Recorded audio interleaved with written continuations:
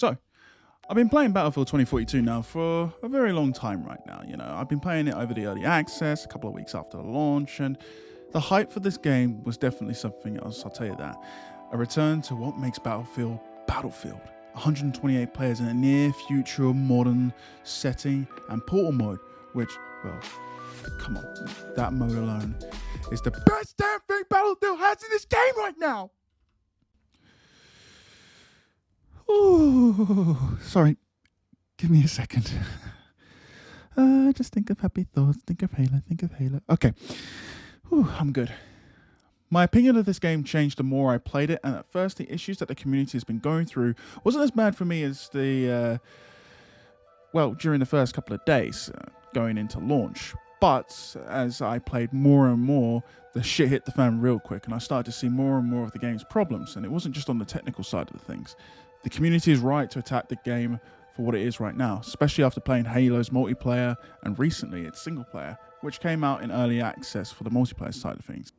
So, just to be clear, I was thinking that the game, wasn't too bad for my launch. I take that back. This is the fourth time that my game has fully, reset all its settings. That's the fourth fucking time. This is unacceptable.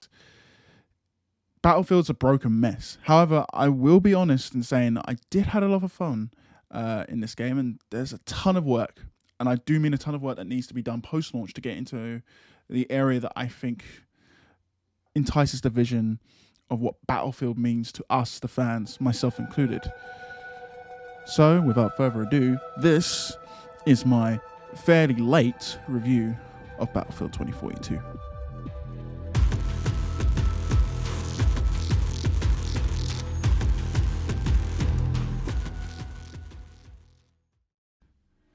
Now for this review, I'll do the best I can to keep this as structured as possible. So to begin, I'll be talking about the presentation of the game along with how the game performs, which is on my setup that includes a Ryzen 5 5600 and an RTX 2060 with 32 gigs of RAM and the possibility to upgrade this hopefully in the future with a much better GPU.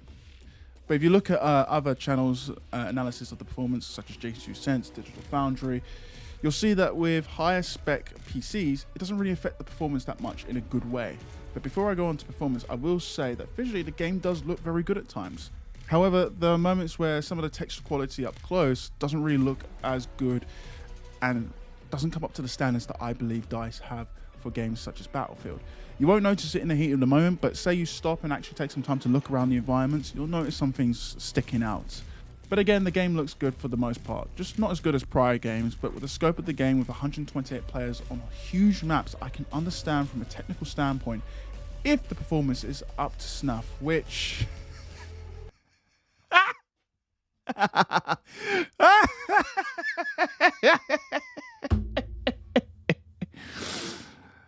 I ain't gonna be too kind on this, I'm not gonna lie.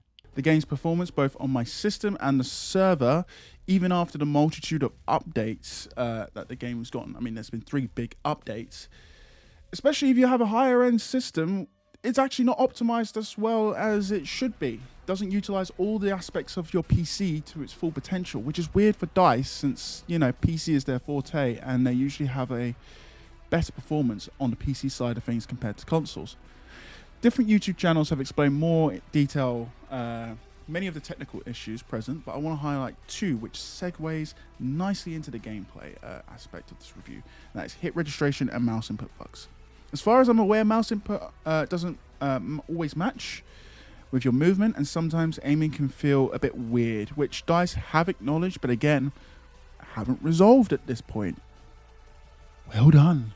Now with the hit reg, they have recently taken aim to mitigate this somewhat, but it's still there, and there are moments where you are going to be flanking around to take a nice position and eliminate an entire squad, say you're in breakthrough or have a good flanking conquest, and the game will just look at you and went, nah, you, and will just give you nothing but sweet utter bullshit. Now when the game works, keyword is work, then the gunplay, in my opinion, feels incredibly solid and probably the best in the franchise, which I can understand may not be a popular opinion, but just hear me out. I have my reasons.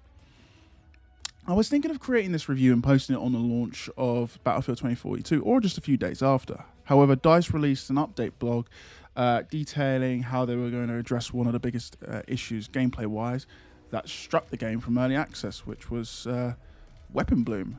And now that the majority of guns actually feel incredibly solid, especially with the ARs finally getting the love that they deserve, but the SMGs I would still consider incredibly powerful in many ways due to the fact that there were laser beams, and even with the recoil nerf to the PP29, which really isn't harsh enough, okay?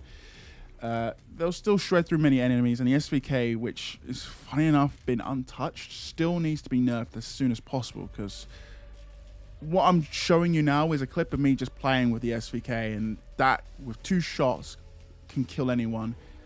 Now sniping is just incredibly good, and is something that I think needs to be left untouched for the most part.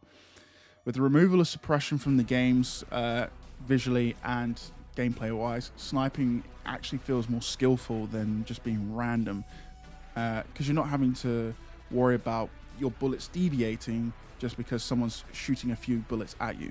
Thank you for that, DICE. Vehicles are way too powerful for their own good and still need to be tuned, whether that's through infantry having more ways to counteract them by having more equipment, or vehicles being statistically brought down a peg. As for example, helicopters and the infamous hovercraft dominated the battlefield, and infantry didn't stand a chance on the ground as a result. Being on the receiving end of it and having seen the majority of my team carry rocket launchers, I'm not kidding, in order to counteract the vehicles in the game, makes it that certain maps become a chore to play through, such as Hourglass on Breakaway. I believe that can be resolved, if it has been resolved, I'm pretty sure it has been, by changing the flag location.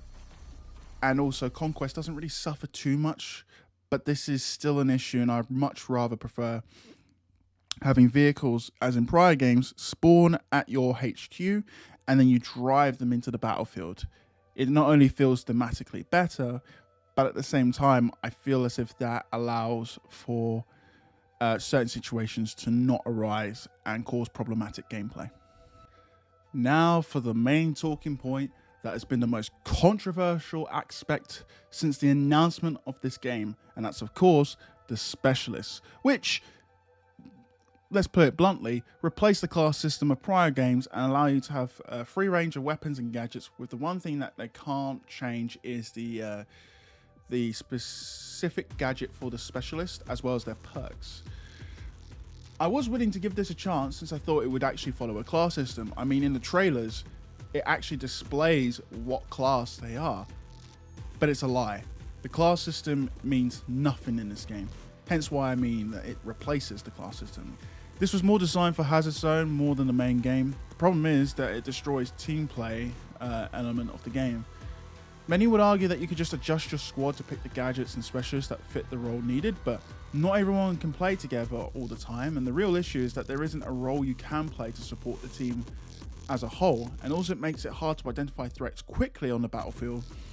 Yes, you can identify that, oh, it's Sundance in the distance, but it doesn't tell me, for example, what she's carrying, if she's got a rocket launcher or could be a threat to me up close with C5, or maybe has ammo boxes like a support would.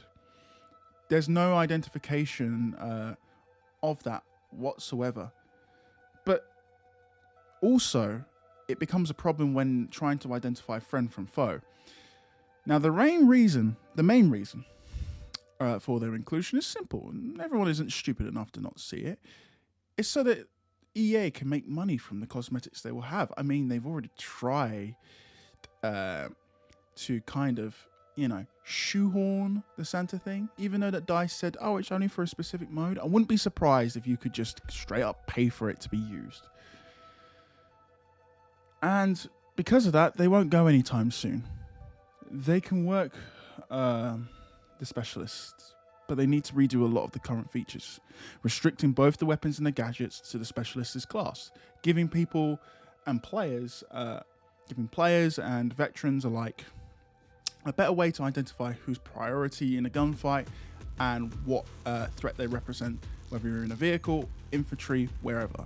Whether DICE will do it or not is uncertain. Most likely they won't. But for this game to really turn around, I do believe that this needs to change and they got to do it fast. Now, as for Hazard Zone, I'm not really going to comment on it.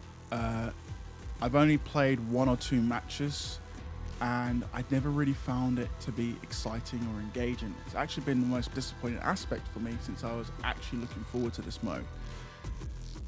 The sad thing is I haven't got a proper squad to try and play this mode with, and intending to play it with randoms just makes the game way harder. There's no solo mode, duo mode, it's playing with squads non-stop. The mode has potential, but the loop just gets boring after a few games, and I can see that just by playing only a few games. There's no end game that you're working towards like an Escape from Tarkov or meaningful progression in Hunt Showdown. There's not really much reason to grind, and there are other games that are better at this. As I mentioned, Hunt Showdown and Escape from Tarkov.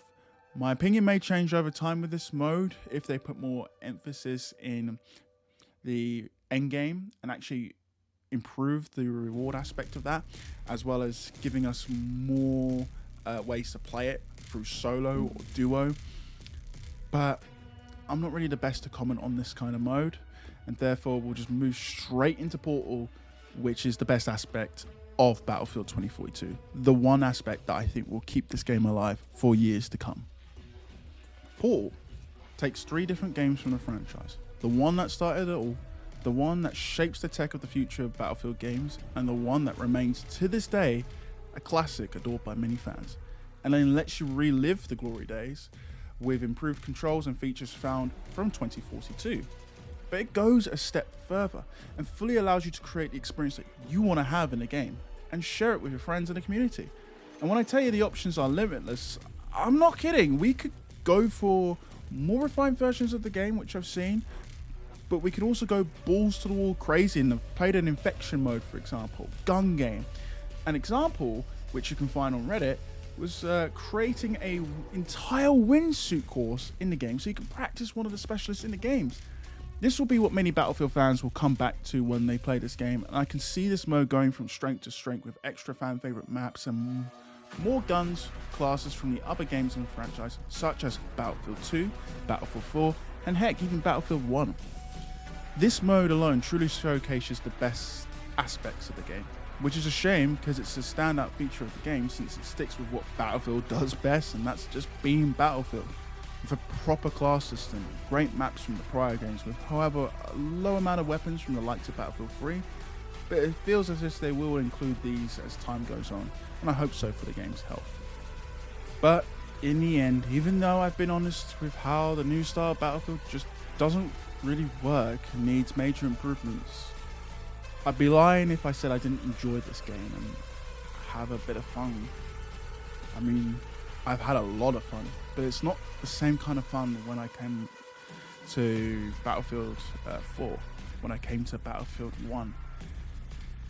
And it comes back to the point that I made earlier on what the element of team play is and how it's lacking in this game.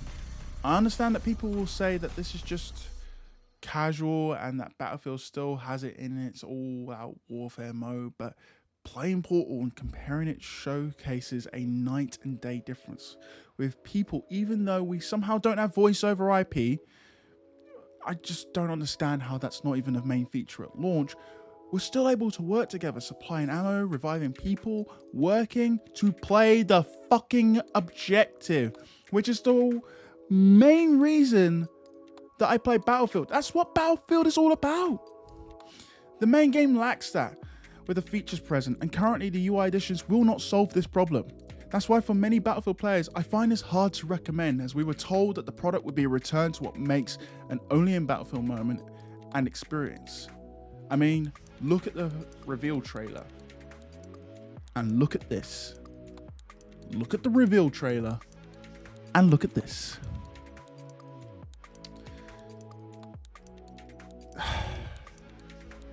we've seen only to achieve it halfway, and the other half was discarded away for innovation reasons or to make the game more relevant.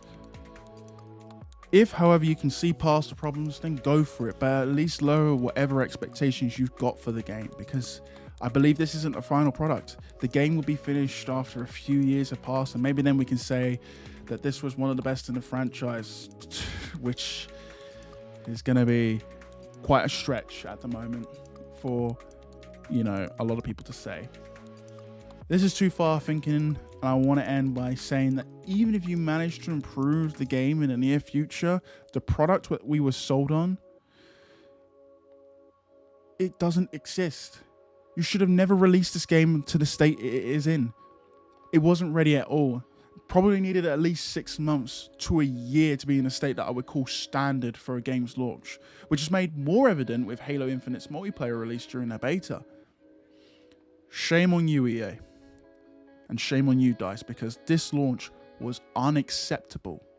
We're in an age now where if you need to delay your game, you can do that. And games have seen multiple times how delaying it actually improves upon it. There are games that don't usually work out well when you delay it, but that's down to, well, poor management. Things need to change now. Otherwise, Battlefield 2042 will be, I think, the beginning of the end, and be its grave for the remaining games that come in the Battlefield franchise. And that is a damn shame. Thank you for watching.